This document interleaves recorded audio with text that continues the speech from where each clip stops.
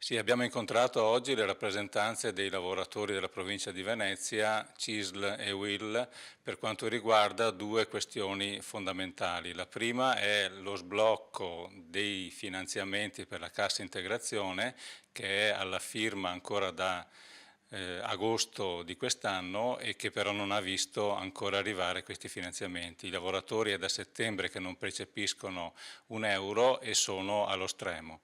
L'altra questione riguarda il rifinanziamento dei contratti di solidarietà. Questa sarebbe una proposta concreta di attuare in maniera estesa a tutte le realtà della provincia di Venezia di questo modello di contratto di solidarietà che consentirebbe comunque di far continuare le persone il loro lavoro, di garantire comunque che ci sia una proposta concreta di solidarietà e che farebbe anche risparmiare al governo notevoli risorse.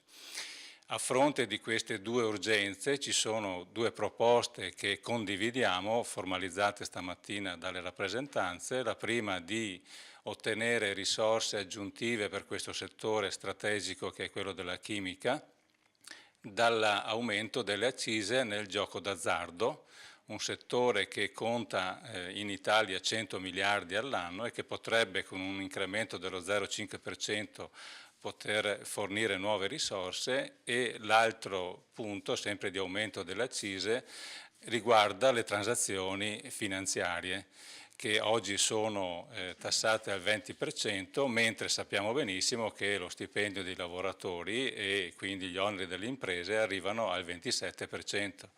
Sarebbe questa un'operazione di equità e di restituire concretamente una risorsa ai lavoratori che stanno aspettando.